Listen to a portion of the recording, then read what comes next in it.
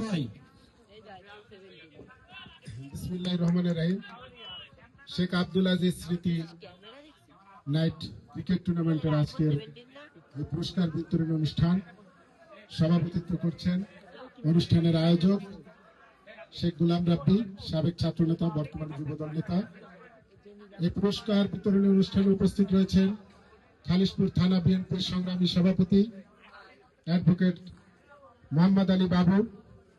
উপস্থিত রয়েছেন জাতীয়তাবাদী যুবদল খুলনা মহানগরী শাখার সংগ্রামী আহ্বায়ক, আওয়ামী দুঃশাসন বিরোধী আন্দোলনে রাজপথের অকুতোভয় যোদ্ধা শেখ আব্দুল আজিজ সুমন। উপস্থিত রয়েছেন ওয়ার্ড বিএনপির সাধারণ সম্পাদক নুরুল ইসলাম নুরু। উপস্থিত রয়েছেন সাবেক ছাত্রনেতা সত্যানন্দ দত্ত। উপস্থিত রয়েছেন যুবদল মহানগরী শাখার যুগ্ম আহ্বায়ক রকিবুল ইসলাম রকিব, জুলকার নাইন। উপস্থিত রয়েছেন ছাত্রদলের খালিশপুর থানা শাখার আহ্বায়ক সদস্য, সাবেক আহ্বায়ক, সাবেক সদস্য সচিব।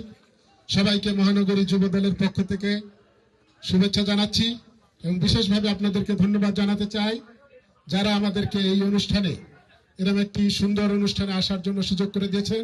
সে আয়োজককে আমি ধন্যবাদ জানাতে চাই।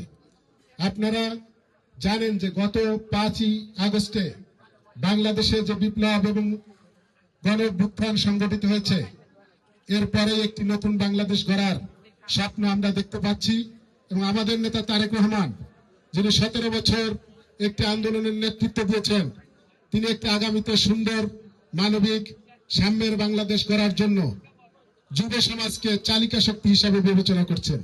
এজন্যই গত 17 বছরে আওয়ামী দুঃশাসনের প্রতিটি অলিগলিতে যেভাবে মাদক সন্ত্রাস ছড়িয়ে পড়েছিল, সেখান থেকে এই যুব সমাজ, ছাত্র সমাজকে মাঠে ফিরিয়ে আনার জন্য তিনি সবাইকে খেলাধুলা উৎসাহী করার জন্য আমাদেরকে বলেছেন।